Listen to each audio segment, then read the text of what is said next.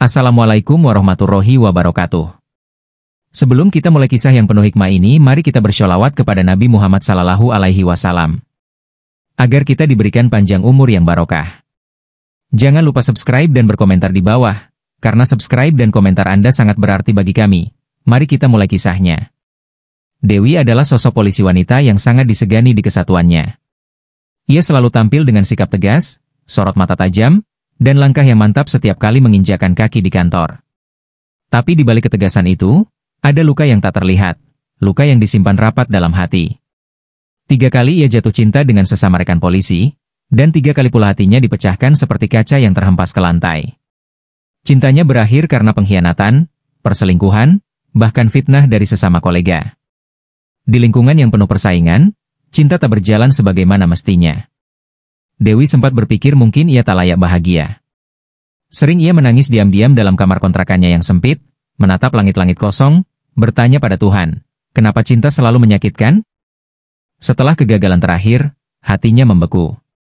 Dewi menutup diri dari semua bentuk perhatian laki-laki berseragam. Ia menghindari obrolan santai di kantin, menghindari rekan kerja pria yang mencoba mendekatinya. Bahkan pesan singkat dari teman lelaki langsung ia hapus tanpa dibaca. Ia merasa cukup dengan hidup sendiri. Ia memilih tinggal di kontrakan sederhana, jauh dari keramaian kota, tempat yang menurutnya paling aman untuk memulihkan luka.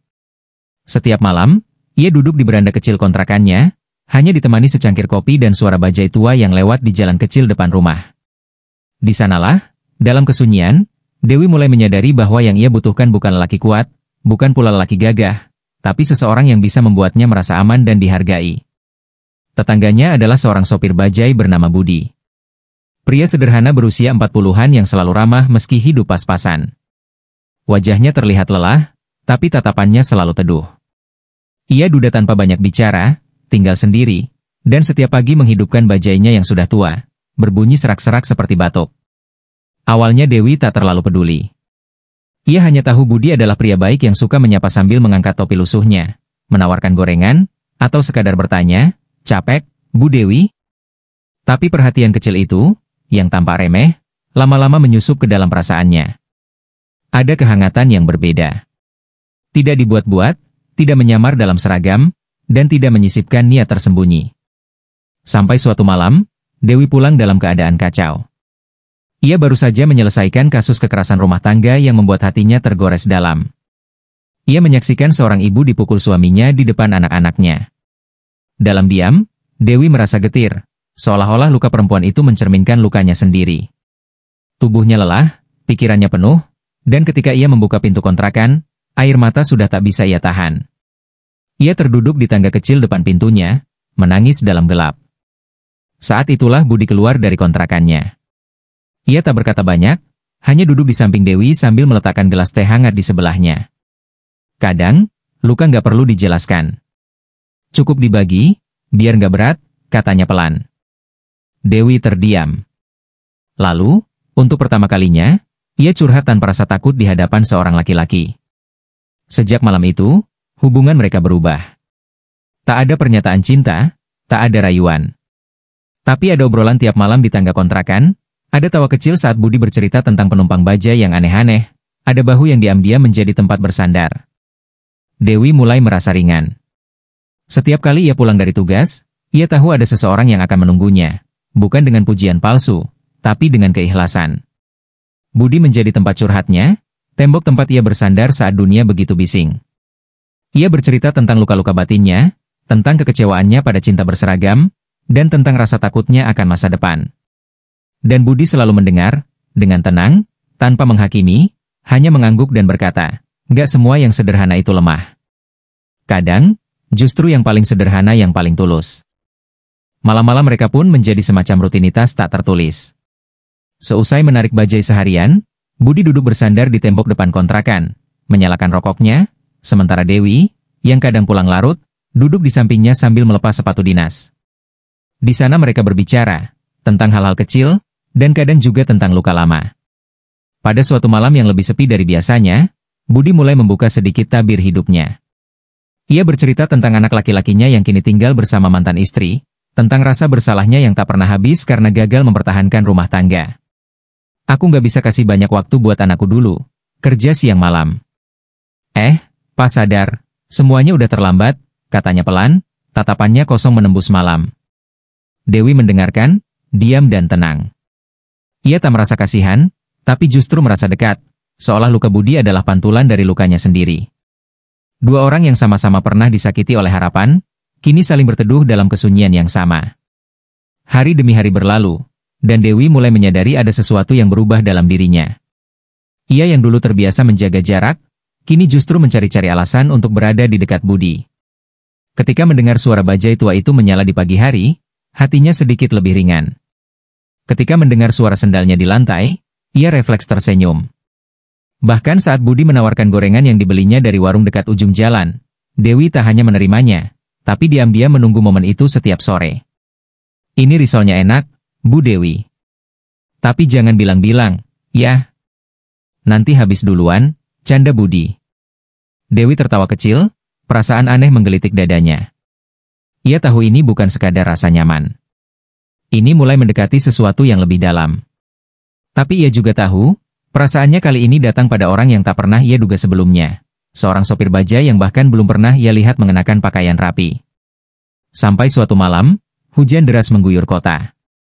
Lampu padam, jalanan gelap, dan kontrakan mereka hanya diterangi cahaya dari lilin kecil di ruang tamu.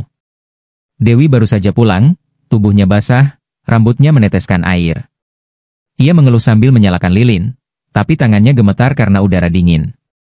Tiba-tiba pintu depan Budi terbuka, dan ia muncul dengan 2 gelas kopi panas. Kopi bikin hangat, tapi duduk bareng bikin lebih tenang, ucapnya sambil tersenyum. Dewi tertawa geli, lalu tanpa banyak kata, ia duduk di depan pintu bersama Budi, hanya berdua, dalam cahaya temaram dan suara hujan yang menghantam atap seng. Suasana hening. Tak ada percakapan panjang, hanya tatapan yang bertahan lebih lama dari biasanya. Malam itu terasa ganjil, bukan karena listrik padam, tapi karena dada Dewi berdebar lebih cepat dari biasanya. Ada sesuatu yang tumbuh pelan-pelan, tak bisa dihentikan. Keesokan harinya, Dewi bangun dengan pikiran yang kacau. Ia mencoba menepis perasaannya, menyibukkan diri dengan tugas dan laporan. Tapi pikirannya tetap kembali pada malam itu. Tatapan Budi, suara hujan, dan hangatnya kopi di tangan. Ia mulai gelisah. Di satu sisi, ia merasa bersalah karena telah membiarkan hatinya terbuka. Tapi di sisi lain, ia merasa bahagia. Bahagia dengan cara yang belum pernah ia rasakan sebelumnya. Ini bukan cinta yang datang dengan janji manis atau hadiah mahal. Ini adalah cinta yang tumbuh di antara suara bajai dan kehangatan obrolan sederhana. Tapi rasa itu juga datang bersama ketakutan. Bagaimana jika dunia menolaknya?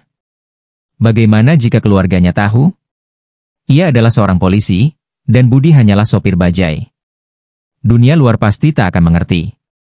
Ketakutan itu menjadi kenyataan saat Dewi akhirnya memberanikan diri berbicara kepada orang tuanya. Ia mengajak mereka makan malam di rumah, suasana awalnya tenang. Tapi ketika Dewi mulai membuka cerita tentang Budi, si sopir bajai tetangganya yang kini ia cintai, wajah sang ayah langsung menegang. Apa? Sopir bajai? Suaranya meninggi. Ibu Dewi terdiam, menatap putrinya dengan tatapan campur aduk antara kecewa dan bingung. Kamu polisi, Dewi. Kamu lulusan terbaik, punya masa depan cerah. Kok malah milih laki-laki seperti itu? Tanya sang ayah sambil menahan amarah. Dewi tercekat, tapi ia mencoba tetap tenang. Dia mungkin gak punya pangkat, tapi dia punya hati, yah. Dan aku bahagia. Suasana makan malam itu berubah jadi medan perang. Piring yang semula penuh, kini hanya tersisa keheningan. Dewi pulang malam itu dengan mata sembab, untuk pertama kalinya, bukan karena patah hati ditinggalkan, tapi karena ditolak saat mencintai dengan tulus. Penolakan orang tuanya bukan hanya menyakitkan, tapi juga mengguncang keyakinan Dewi. Ia mencoba menenangkan diri, meyakinkan hatinya bahwa apa yang ia pilih bukan sebuah kesalahan. Namun, malam-malam setelah itu menjadi lebih sunyi dari biasanya. Ia merasa terombang-ambing antara rasa cinta dan kewajiban sebagai anak. Saat ia duduk di depan kontrakan, Budi mendekat dengan raut wajah khawatir. Kamu kelihatan capek, katanya. Dewi hanya mengangguk, tak mampu menjelaskan betapa sakitnya ditolak bukan karena kesalahan, tapi karena status seseorang. Budi tahu ada yang tak beres, tapi ia tak memaksa Dewi bercerita. Ia hanya duduk di sampingnya, memberikan keheningan yang menguatkan. Dalam diam itulah Dewi akhirnya menyadari, tak ada yang lebih berarti dari perasaan yang tulus. Ia memegang tangan Budi untuk pertama kalinya, erat dan hangat, seolah berkata, "Aku memilihmu." Hubungan mereka pun tak lagi bisa disembunyikan. Tetangga-tetangga mulai berbisik, mencibir, bahkan menyindir halus setiap kali melihat Dewi pulang bersama Budi. "Polisi kok pacaran sama sopir bajai?" bisik seorang ibu-ibu di warung. Tapi Dewi tak menggubris. Ia mulai belajar menepi suara luar yang tak memahami isi hatinya. Yang berat adalah saat di kantor, beberapa rekan kerjanya mulai menyindir dengan nada merendahkan. "Gimana rasanya jadi calon istri sopir?" Salah satu dari mereka tertawa mengejek. Dewi diam. Tapi Budi tahu semua itu. Ia merasa bersalah, merasa dirinya menjadi beban bagi perempuan sekuat Dewi. "Kalau kamu mau mundur, aku ngerti, Dewi. Aku cuma sopir, aku nggak bisa kasih kamu dunia seperti yang mereka harapkan," ucap Budi suatu malam, dengan mata merah menahan emosi. Tapi Dewi menatapnya tajam. "Aku nggak butuh dunia, Bi. Aku cuma butuh satu orang yang gak ninggalin aku waktu semuanya nyakitin. Dan itu kamu." Akhirnya, Dewi memutuskan langkah yang tak semua perempuan berani ambil. Ia mengajukan cuti sementara, bukan karena lelah kerja, tapi karena ingin menghadapi hidup dengan tenang. Ia dan Budi memutuskan untuk menikah secara sederhana. Tanpa pesta mewah, tanpa gedung, hanya akad di masjid kecil dekat kontrakan mereka. Sahabat-sahabat sejati Dewi datang, mereka menangis haru melihat perempuan tangguh itu menemukan pelabuhan hatinya. Tapi tak ada satupun dari keluarganya yang hadir. Ia menikah tanpa restu, tapi tidak tanpa keyakinan. Setelah ijab kabul, Dewi menunduk lama, menahan tangis. Budi menggenggam tangannya, "Mulai hari ini, kamu nggak sendiri." Mereka kembali ke kontrakan, suami istri, tanpa mobil pengantin, tanpa bunga, tapi dengan hati yang utuh. Hari-hari setelah pernikahan tak mudah. Mereka hidup dengan penuh kesederhanaan. Kadang Dewi harus menahan malu saat melihat teman kantornya lewat saat ia sedang menjemur pakaian di halaman kontrakan. Kadang Budi merasa rendah diri ketika melihat Dewi pulang dengan seragam dan pistol di pinggang, sementara ia bau oli dan debu. Tapi cinta mereka tak goyah. Mereka membangun hidup perlahan. Budi memperbaiki bajainya sendiri, menghemat pengeluaran, bahkan kadang memasak untuk Dewi sebelum ia pulang. Dewi pun berubah. Ia tak lagi keras, ia lebih lembut, lebih bijak.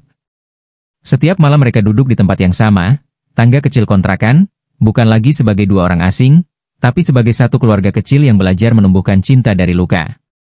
3 tahun berlalu. Suatu pagi, Dewi melahirkan seorang bayi laki-laki yang sehat dan lucu. Tangis bayi itu menggema di ruang bersalin, membawa air mata ke mata Budi yang berdiri di sampingnya. "Namanya Arga," bisik Dewi, lemah tapi bahagia. Budi mencium kening istrinya, penuh syukur. Kehadiran Arga mengubah segalanya. Dewi kini bukan hanya istri, tapi juga ibu. Orang tuanya, yang selama ini membisu, akhirnya datang menjenguk. Sang ayah, yang dulu melarang keras, berdiri lama di depan tempat tidur Dewi, memandangi cucunya yang tertidur di pelukan. "Maafkan ayah," katanya lirih. Dewi menoleh, mata mereka bertemu. Tak ada dendam, hanya pelukan yang lama, dan air mata yang pecah dalam keheningan. Restu yang dulu ditolak, akhirnya datang. Tidak karena kata-kata manis, tapi karena kehidupan itu sendiri yang menunjukkan bahwa cinta sejati tak bisa diukur oleh jabatan atau status. Cinta sejati, cukup lahir dari hati yang tulus. Sejak kelahiran Arga, suasana rumah kontrakan itu berubah. Tangis bayi kecil itu bukan hanya membawa kehidupan, tapi juga mempererat ikatan yang pernah diragukan banyak orang. Budi tak lagi hanya sopir bajai di mata orang-orang, ia kini adalah seorang ayah. Setiap pagi, sebelum menarik bajainya, ia mencium kening Dewi dan menggoda Arga yang meringkuk dalam gendongan. Dewi sendiri mulai bekerja kembali dengan semangat baru, kini bukan hanya sebagai polisi, tapi sebagai ibu yang ingin anaknya tumbuh dalam keluarga yang hangat. Masyarakat sekitar pun perlahan melunak. Mereka mulai melihat Budi bukan dari profesinya, tapi dari caranya mencintai keluarganya. Bahkan pemilik warung, yang dulu suka menyindir, kini sering menitipkan jajan untuk Arga. Hidup mereka masih sederhana, tapi kini penuh makna. Dan Dewi, di sela kesibukannya, sering berpikir, ternyata bahagia itu nggak harus punya segalanya. Cukup tahu siapa yang benar-benar tinggal saat semuanya hilang. Namun, bukan berarti semuanya berjalan mulus. Suatu malam, Budi pulang lebih larut dari biasanya. Wajahnya pucat, bajainya rusak karena hampir ditabrak truk di perempatan. Dewi yang panik langsung memeluknya, dan untuk pertama kalinya, Budi menangis dalam pelukannya. Aku takut ninggalin kamu dan Arga. Aku cuma sopir bajai, gak ada jaminan hidupku panjang, ucapnya sambil bergetar. Dewi memegang wajahnya dengan kedua tangan. Kalau kamu takut, aku lebih takut. Tapi jangan pernah merasa kamu, cuma, apa-apa. Kamu adalah suami dan ayah, itu cukup. Malam itu, untuk pertama kalinya, mereka berbicara tentang ketakutan terdalam mereka. Bukan karena ragu terhadap cinta, tapi takut kehilangan apa yang sudah mereka perjuangkan bersama. Malam itu pula, Dewi berjanji dalam hati, apapun yang terjadi, keluarganya akan tetap utuh. Keesokan harinya, Dewi mengambil keputusan besar. Ia mengajukan permohonan kredit rumah sederhana melalui program kepolisian, ingin membawa keluarganya keluar dari kontrakan. Bukan karena malu, tapi karena aku ingin kita tumbuh, katanya pada Budi. Prosesnya panjang, penuh birokrasi dan kendala, tapi akhirnya mereka mendapat rumah kecil di pinggiran kota. Hari itu, saat pindahan, Budi menyalakan bajainya untuk terakhir kalinya dari depan kontrakan, membawa kasur, lemari, dan harapan baru. Dewi membawa Arga di pangkuan, dan ketika mereka sampai di depan rumah kecil mereka, Budi berhenti dan berbisik, ini bukan istana, tapi semoga cukup jadi tempat kamu bahagia. Rumah itu hanya punya 2 kamar, tapi di dalamnya ada cinta, perjuangan, dan tekad yang tidak pernah luntur. Beberapa tahun kemudian, Dewi naik pangkat menjadi perwira. Banyak yang terkejut, bahkan kagum. Tapi yang lebih menyentuh, ketika di pidato pelantikannya, Dewi menyebut satu nama dengan suara bergetar, suamiku, Budi, sopir bajai yang mengajari aku arti kesetiaan, kerendahan hati, dan cinta yang sebenarnya. Semua terdiam. Budi, yang duduk di barisan belakang, menunduk dengan mata berkaca-kaca. Arga yang kini berusia 5 tahun, berlari ke pelukan ibunya sambil membawa bunga kecil. Hari itu bukan hanya hari penghargaan atas kerja keras Dewi sebagai polisi, tapi juga pengakuan atas cinta yang pernah direndahkan, kini berdiri dengan kepala tegak di hadapan dunia. Seorang perempuan tangguh berdampingan dengan laki-laki sederhana. Mereka membuktikan, cinta tidak butuh pangkat, hanya ketulusan. Waktu terus berjalan, tapi kisah mereka tetap hidup. Setiap kali hujan turun dan suara gemuruh membasahi genteng rumah mereka, Dewi dan Budi akan duduk berdua di teras, mengenang malam-malam di kontrakan dulu. Arga, yang tumbuh jadi anak cerdas dan penuh kasih, sering bertanya, ayah, ibu, dulu ketemu pertama kali gimana? Dan mereka akan tersenyum, saling pandang, lalu menceritakan kembali kisah lama itu dengan tawa dan air mata. Bukan kisah yang sempurna, tapi kisah nyata, tentang cinta yang berani menantang takdir, tentang 2 orang yang melawan dunia demi tetap bersama. Di dunia yang sering menyamakan nilai manusia dengan status dan harta, mereka adalah bukti hidup bahwa yang terpenting bukan siapa kita di mata orang, tapi siapa kita di mata orang yang kita cintai. Dan dari situ, cinta mereka terus tumbuh, setenang senyuman, setegar janji, selama-lamanya.